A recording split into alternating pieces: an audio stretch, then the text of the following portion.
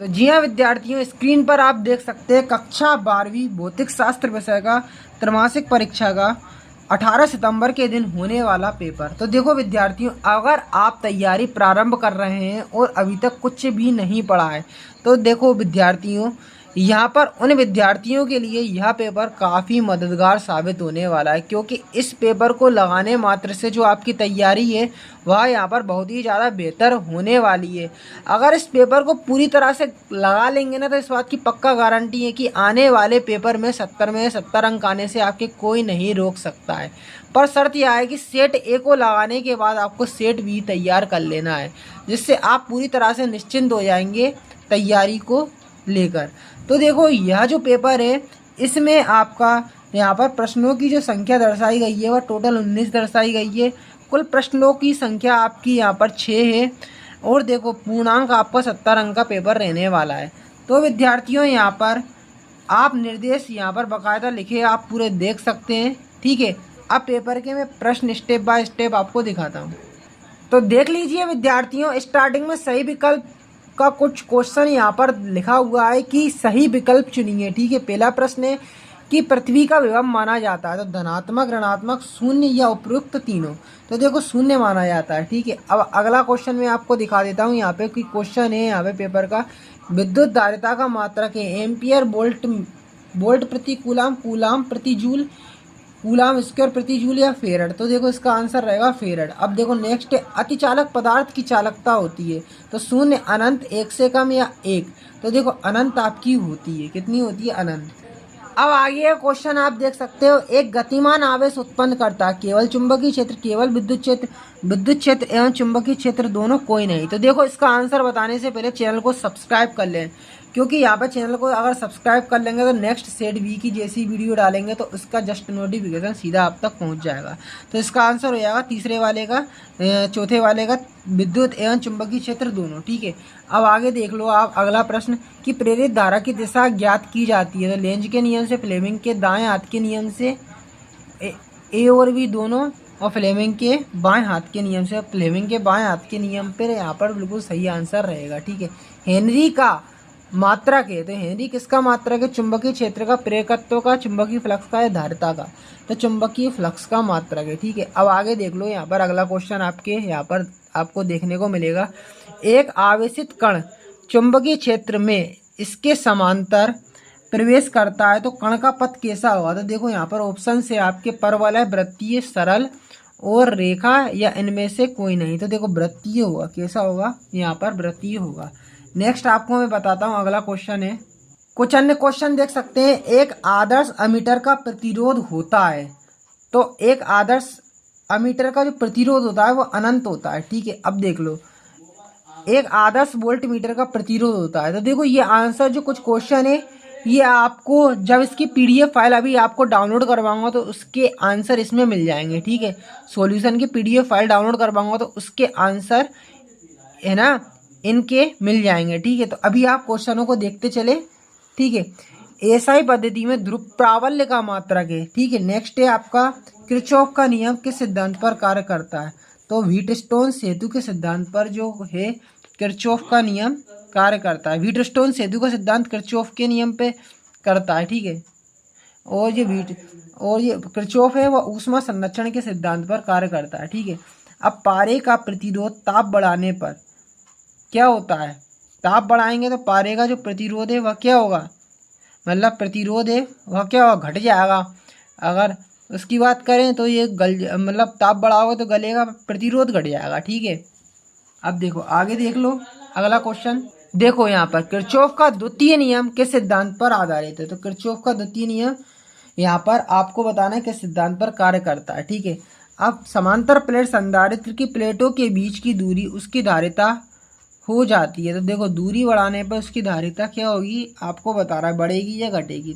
तो देखो अब मैं आपको जितने भी क्वेश्चन अभी बताए नहीं ना इनके आंसर, उनकी मैं आपको पीडीएफ फाइल डाउनलोड करना बताता हूँ सॉल्यूशन की, जिसमें हर एक क्वेश्चन के आपको आंसर यहाँ पर मिल जाएंगे। तो यहाँ पर अगर आप भी इस पेपर के सॉल्यूशन की पीडीएफ फाइल डाउनलोड करना चाहते हैं तो यहाँ पर आपको सर्च करना है, गूगल पर आती है क्लास 12 फिजिक्स त्रैमासिक paper Himalaya sir, class 12 physics त्रैमासिक पेपर हिमालय सर लिख के सर्च करेंगे। देखो पहले नंबर पर आपको दिख जाएगा परिणाम। तो एमपी वो 12th त्रैमासिक एग्जाम पेपर 2022 पीडीएफ डाउनलोड लिखा मिलेगा। तो यहाँ पर आपको कंफ्यूज नहीं होना, क्योंकि यहाँ पर दो चीज़ें यहाँ पर आपको नहीं शो हो रही है। एक तो 2024 शो नहीं हो रहा है, दूसरी चीज़ क्या कि क्लास 12th फिजिक्स नहीं दिख रहा है। पर कंफ्यूज नहीं होना है, क्लिक इसी पर करना है।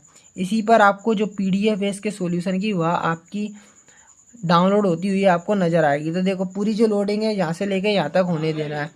अब देखो आगे की जो प्रक्रिया है वह मैं बताने से पहले कहना चाहता हूँ कि लोडिंग प्रोसेस है वह पूरी तरह से होने देना है। अब प्रोसेसिंग के बाद नीचे आना है, नीचे आना है, नीचे आना है। तो सबसे पहले जो आपको चीज़ दिखेगी वह यहाँ पर क्लास 12th का सिलेबस दिखेगा। तो यहाँ पर क्लिक करके वह डाउनलोड कर लोगे और नीचे अगर आओगे तो रिड्यूस सिलेबस मिलेगा। नेक्स्ट आपको यहाँ पर जो 12th फिजिक्स के पेपर हैं उसकी पीडीएफ मिल जाएगी सभी की। पर यहाँ पर आपको फिजिक्स की डाउनलोड करना है तो नीचे आना होगा।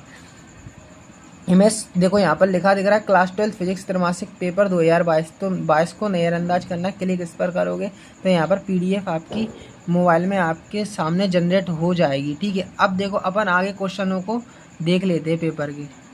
अब आगे आपको मैचिंग देखने को मिलेगी। तो देखो मैचिंग जो है मैं आपको मैच करके सही बता देता हूँ। सबसे पहले वाला जो है आपका ओम का नियम, इसकी मैचिंग मिलेगी प्रतिरोध के मापन से।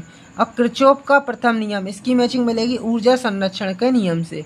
अब यहाँ पर आप देखो व्हीटस्टोन सेतु का सिद्धांत, तो यहाँ पर इसकी मैचिंग किससे मिल जाएगी, विभवांतर और धारा में संबंध से। ठीक है, अब साइमन की मैचिंग मिल जाएगी यहाँ पे किससे, विद्युत चालकत्व से। ठीक है, विद्युत चालकत्व से। और केमी लिंग ओस, इसकी मैचिंग मिलेगी जटिल विद्युत चालकत्व। ठीक है, अब धारा घनत्व के मात्रक की मैचिंग मिलेगी एम्पियर प्रति मीटर स्क्वायर। और किरचॉफ के द्वितीय नियम की मैचिंग मिल जाएगी यहाँ पर किससे, अतिचालकता से। ठीक है, अतिचालकता से, ये इसकी मैचिंग इससे मिल जाएगी। अब अगला प्रश्न देखो, विद्युत क्षेत्र की रेखाओं के गुण आपको लिखना है। अथवा में देखना विद्युत आवेश के दो गुण आपको यहाँ पर बताना है। आगे के प्रश्न में आपको बताता हूँ कि किसी कार को स्टार्ट करने के लिए उसकी हेडलाइट कुछ मंद हो जाती है, क्यों। ठीक है, किसी सेल का विद्युत वाहक बल मापने के लिए वोल्ट मीटर की अपेक्षा विभव मापी अधिक श्रेष्ठ माना जाता है, आपको उसका रीजन बताना है।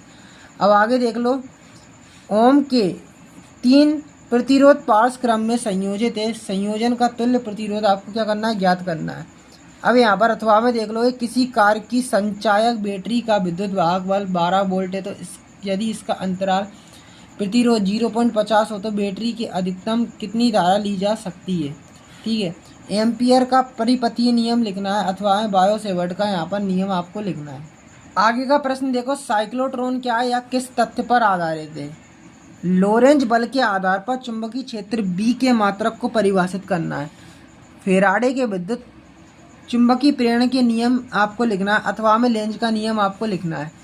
किसी संधारित्र पर AC वोल्टता प्रयुक्त की गई है, इसके लिए फेजर आरेख बनाना है। ठीक है, किसी प्रेरक कुंडली पर AC वोल्टता प्रयुक्त की गई है, इसके लिए आपको व्यंजक निकालना है। अब पूर्ण आंतरिक परावर्तन के लिए आवश्यक शर्त स्वच्छ आकाश के नीले दिखाई देने का कारण।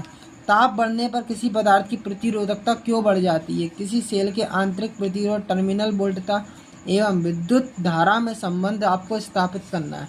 अब देख लो 8 वोल्ट वाला है पूरा क्वेश्चन आपका, ये काफ़ी लॉन्ग है, तो इसको आप क्या करें, कॉपी में नोट कर ले वीडियो को रोक कर। अब देखो ये भी काफ़ी बड़ा क्वेश्चन है। 10 विद्युत वाहक बल एवं 30 आंतरिक प्रतिरोध वाली बैटरी को किसी प्रतिरोधक से संयोजित करने पर परिपथ में 0.5 A धारा प्रवाहित होती है, तो प्रतिरोध का मान एवं बैटरी की टर्मिनल वोल्टता आपको क्या करना है, ज्ञात करना है। नेक्स्ट अगला क्वेश्चन आपको बता देता हूँ कि किसी धारावाही वृत्ताकार पास लूप के केंद्र पर चुंबकीय क्षेत्र के लिए सूत्र स्थापित करो। किसी धारावाही परिनलिका के अंदर चुंबकीय क्षेत्र के लिए सूत्र स्थापित करना है। अगला प्रश्न है, किसी संयुक्त सूक्ष्मदर्शी की अभिदृश्यक फोकस दूरी 1 सेंटीमीटर, नेत्रिका फोकस दूरी 2 सेंटीमीटर, नली की लंबाई 20 सेंटीमीटर तथा इस यंत्र का आवर्धन ज्ञात कीजिए, इसका अंतिम प्रतिबिंब अनंत पर बनता है। ठीक है, 3 अंक की है। यंग के दृष्टि प्रयोग में स्लिटों के बीच की दूरी 1 मीटर, यदि स्लिटों के पर्दे की दूरी 1 मीटर तथा 1500 न्यूम तरंगदैर्घ्य का प्रकाश प्रयोग में लाया गया तो फ्रिंज का अंतराल ज्ञात करना है। नेक्स्ट है आपका अगला क्वेश्चन, विद्युत फ्लक्स संबंधी गॉस का सिद्धांत आपको लिखना है और सिद्ध करना है। गॉस के नियम का कूलाम के नियम प्राप्त करना है गॉस के नियम की मदद से। ठीक है, संधारित्र किसे कहते हैं, समांतर प्लेट संधारित्र की धारिता के लिए व्यंजक स्थापित करना है। ठीक है, एक समान आवेशित कोगले गोले के अंदर बाहर की स्थिति किसी बिंदु पर विद्युत क्षेत्र की तीव्रता के लिए सूत्र ज्ञात आपको यहाँ पर करना है। आगे ये क्वेश्चन देख सकते हैं, ट्रांसफार्मर का सिद्धांत, ट्रांसफार्मर में ऊर्जा ह्रास के कारण एवं उनको कम करने के उपाय। भंवर धाराएं क्या है, कैसे उत्पन्न होती है, भंवर धाराओं के 3 अनुप्रयोग आपको यहाँ पर लिखना है। ठीक है, तो ये पूरा पेपर मैंने आपको बता दिया। नेक्स्ट वीडियो सेट बी की आएगी, तब तक के लिए इसको पूर्ण रूप से तैयार कर लो।